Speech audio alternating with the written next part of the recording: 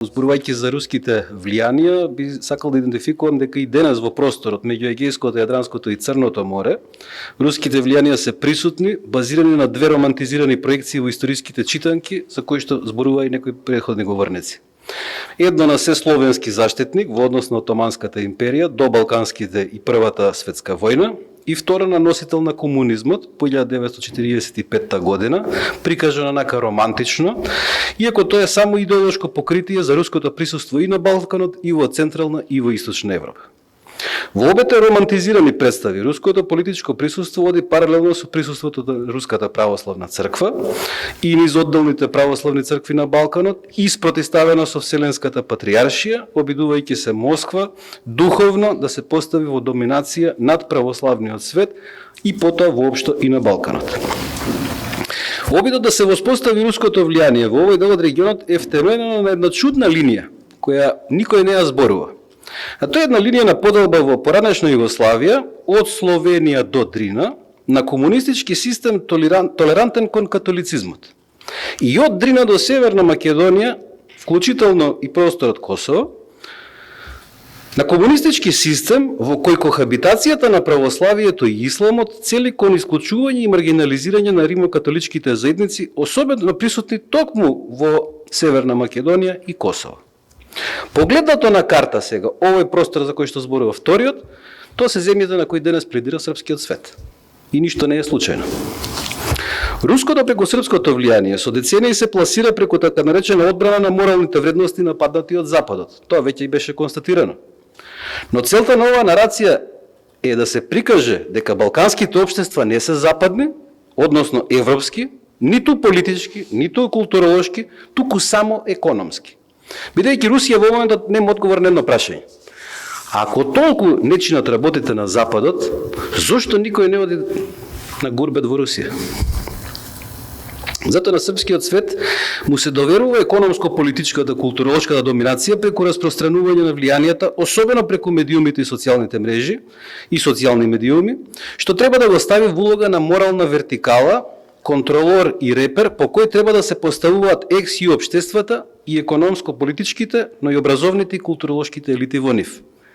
И оно што е најпреврзно кога зборуваме за таа дефиниција српски свет, тој е еднакво насочен колку против сите народи на Балканот во окружувањето, толку и против самиот српски народ. И затоа молам да внимаваме во оној момент кога зборуваме за српски свет, да зборуваме за една специфична проекција на недемократска авторитарна доминација над сите народи, вклучително и на српскиот.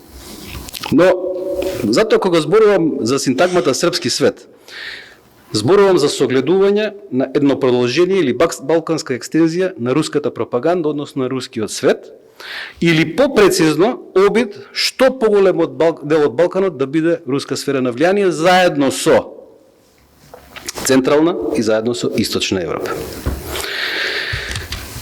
Токму затоа, овие неколку фактори кои што ги набројав, денес општествено-политичките судири, особено во земјите на Западниот Балкан, се втемелени на двете познати линии. Прозападни и проевропски, проевроатлански и антизападни, антиинтегративни, антиевропски, антинато. И судир на таков тип на две поделени општествени и политички сили. Во овој судир, доминацијата за која што и претходниот говорник зборуваше, кој во моментот ја има во одредени сфери руската пропаганда, се заснова на осцилациите во успехот на интеграциите на балканските општества, произлегува од различните динамики на европските национални политики и на самата Европска Унија за целосно интегрирање на регионот во Европската Унија, но и односот на Унијата со САД. Во исто време, она осцилација за која зборуваше и претходниот говорник, во која што одиме со стапот и морковот кон режимот на Вучич, нема да даде посакувани резултати и ќе ги охрабри тие сили кои што ги поддржуваат таквиот пристап, таквото однесување, таквата желба за припадност во српскиот свет и во Северна Македонија, и во Босна и Херцеговина, во Косово, во Црна Гора, сите овие области кои што и држави кои што се изложени на таквиот хибриден притисок.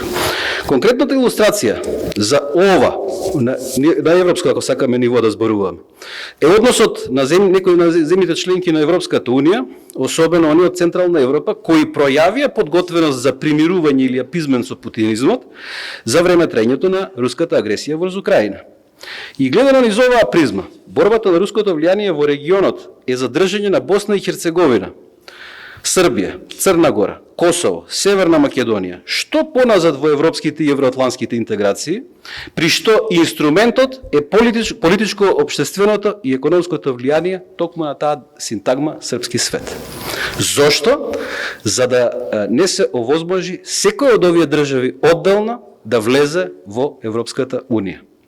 Конкретизирајќи, од овие начини на оперирање на источното влијание потекнува и тематско-кадровската, но и економско-политичката гангрена во општествата, особено во Западниот Балкан и оние што се надвор од Европската Унија. Погледнете ги сите земји за кои зборував. Истата гангрена на теми за кои не се зборува, потреби кои не се воопшто третираат, теми кои намерно се наметнуваат, поделби, антагонизми, кои што се комплетно вештачки, и затоа во овој дел можеме да констатираме дека, повторно да се согласиме на уште неколку точки со претходните соговорници, во ова кинеското економско политичко влијание треба и мора да се има предвид. Но не само од аспект на претходно искажаните ставови, туку при согледување на моменталниот доминантен однос на Пекин кон Москва. Но ајде сега, бидејќи зборуваме за друга тема, нема да навлегувам во детали. Во оперативна смисла, едно од инструментите на руското влијание е југоносталгијата, како романтична верзија на српскиот свет во кој Црна Гора, Северна Македонија, Босна и Херцеговина, Косово треба да останат во наводници заштитени од Србија. Во однос на балканските земји од источното крило на НАТО, носталгијата е кон советската стабилност, така да ја наречеме, и ги има своите прокси инсталации, пример, веројатно ги забележуваме и во Романија и во Бугарија. Но отпорноста кон руските влијанија, интересно е, некако позабележлива и поголема во земјите кои директно се судрени со овие влијанија. И тука можеби треба да ги гледаме примерите, особено на Молдова, која што издржа многу, но дојде до постигна прва цел, и ги забележуваме сега состојбите во Романија. Во однос на Западниот Балкан и претходните нестабилности на владите во Софија, исто така можеме да ги коментираме во тој претходен домен. Во однос на Западниот Балкан, потенцирам дека на тие земји означени во интерес во проектот на српскиот свет им е наметната само една улога, а тоа е основна. Тоа е улога на вентили на внатрешниот српски општествен судир. Поради истиот степен на внатрешна општествена, етничка и културолошка различност, како на сите споменати балкански нации, наспроти проектираната слика на моноетничност, монојазичност и монорелигиозност на нацијата. Ова, ако се вратиме сега наназад, е еднакво со рускиот внатрешен општествен судир, кој до формирањето на Советскиот сојуз и по неговиот распад, авторитаризмот го штити со проекција токму за таква моноетничка, монорелигијска, монојазична нација кон надвор. Но ова е проектиран непостоечки стандард за извоз на своите внатрешни судири, практично на Русија, преку балканското прокси во српскиот свет, на Балканот. Затоа, всушност, можеме да констатираме дека Москва и нејзините проксија само форсираат стандард кој ниту можат самите да го исполнат, ниту е во суштина еднаков со суштината на значењето и самите поими народ и нација. Од ова потекнува пропагандното инсистирање дека македонскиот, црногорскиот и така натаму народи се монорелигијски и културолошки ексклузивни. Тоа е основа на пропагандно дехуманизирање на различните од проектираниот пакт на шовинизмот и авторитаризмот со црквата. Затоа геноцидот во Сребреница, но и сите масакри во војните во Хрватска, Босна и Херцеговина, Косово, заклучно со оние со бомбардирањето на цивилни украински цели во овие 3 години, сите тие се проектирани и спроведени од клеро-авторитарна коалиција на комунистички и посткомунистички политичари и генерали, благословени од црквата. Во Украина благословот е на Руската православна црква, на Балканот благословот е од Српската православна црква, со која денес Македонската православна црква Охридска архиепископија се уште држи некој однос на подчинетост, за да остане дистантна од православниот свет и Вселенската патриаршија всушност. Затоа концептот на нацијата во една суверена држава, во која е потребен затоа што државите ги решаваат меѓусебните разлики согласно меѓународното право. Овој концепт е директно спротиставен на проекцијата за решавање на односите меѓу народите, во кои доминантна е силата, а не правото меѓународно во однос кон државите или на владењето на правото во рамки на државните граници. Овој пристап е тестиран со војните во 1990-тите години во поранешна Југославија и денеска е еклатантно применет во Украина. Ова разобличува представата за романтичниот комунизам, кој всушност во себе го носи етношовинизмот во политиката и етнофилитизмот во религиските институции, на кои руското влијание гради својата пенетрација во балканските нации. Кремљ политички и црковно е тивок сојузник на секоја одделна авторитарна власт на Балканот, за да ја спротистави на секоја демократска власт на Балканот, а потоа да биде арбитар меѓу авторитарните режими.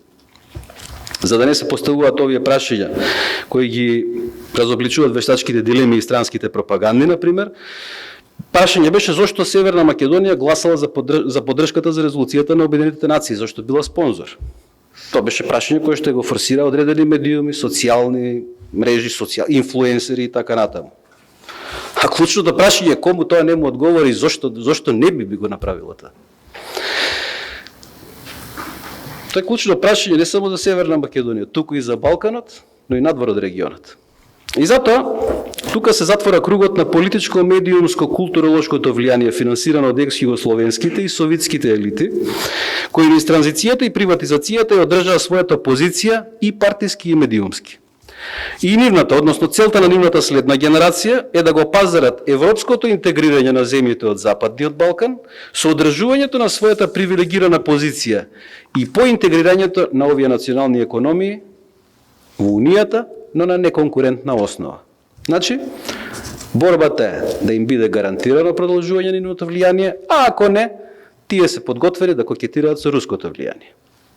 Затоа, на крајот би заклучил дека изборот на Брисел и на секој од нашите национални метрополи, но и на Вашингтон е дали ќе продолжат да пактираат со овие елити, и тој избор е еднакво важен како изборот што ќе го направиме секој од нас, бидејќи што појасно кажеме дека не сме заинтересирани за таков пристап, тоа појасно ќе кажеме дека нема кокетирање со Москва. Ви благодарам.